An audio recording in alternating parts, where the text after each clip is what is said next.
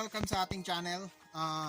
Today's video, magsiset up tayo ng ball python. So, lilinisan natin yung yung enclosure ng ball python ko kasi tumae siya, tsaka medyo madumi na rin. Kaya, syempre ayaw natin magkasakit, ayaw natin magka-RI yung ating mga ball python. So, lilinisan natin ngayon. Isa sa mga reason kaya nagkaka-RI ang ating mga ball python is kasi madumi nilang mga enclosures. Syempre, pag nagka-RI siya, bigla na lang yung mga matay, pag naglaway yan, delikado na. So ayun, tara. Alright, so ito ang ating ball python. And katatapos niya lang mag-shed tsaka mag-poop. Medyo onti lang yung poop niya kasi hindi siya kumain ng 3 linggo eh. Ewan ko lang kung bakit. So ayan. So ang gagawin lang natin, napakasimple lang. Ililipat lang natin siya dyan sa kabila. So lalagyan muna natin ng ng substrate. Ang gamit ko pala is Dayami, Kasi para sa akin ng Dayami, maganda siya kasi yung ahas ko nagbabarrow siya sa ilalim, so no need to put some hides, tsaka okay din siya mag-generate ng humidity, parang balat ng buko. Ayan. Yan, so medyo lumaki na siya. Siyempre kailangan natin linisan lagi yung cage natin pag madumi na. Ayan, so ilalagay ko na. Ayan, tapos yung water ball niya, dininisan ko na rin yan kanina. So ayun, ganun lang kadali.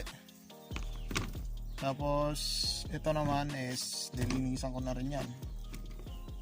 Ayan, so napakadali lang ng setup, Napakaganda na ng kulay niya, pagkatapos yung nag-shed, tumingkad. So napakasarap mag-alaga ng ball python, guys. Kasi kumpara sa ibang pet, napaka low maintenance niya. Hindi katulad ng ibang pet na umaga't hapon. Ayan, titingnan mo kung may pagkain o wala. Hindi katulad sa ball python is once a week mo lang papakainin, once a week mo lang din lilinisan ng enclosure. So napaka low maintenance niya, kahit siguro medyo dumami to okay lang. Hindi katulad sa mga ibang pet ko like rabbit, guinea pig, ganyan, mice, napakadiwara.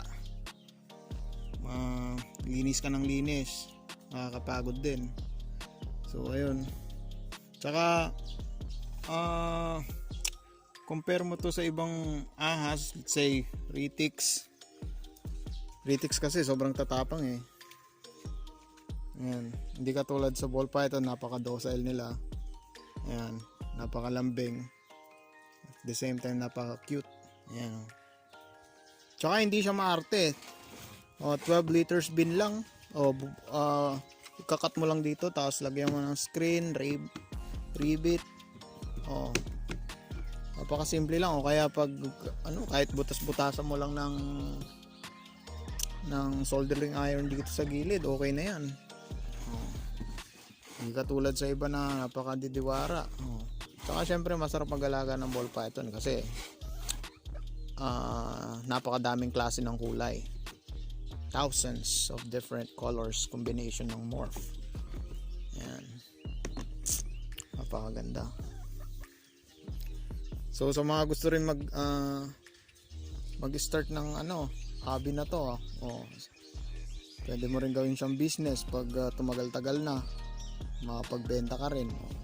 At the same time, kumikita ka. Lalo na ako, nasa ako business ko yung feeders. Siyempre, who doesn't love a hobby that paid for itself?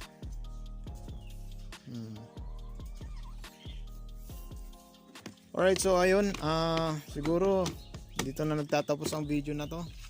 So yun, kita-kita ulit tayo sa susunod na vlog.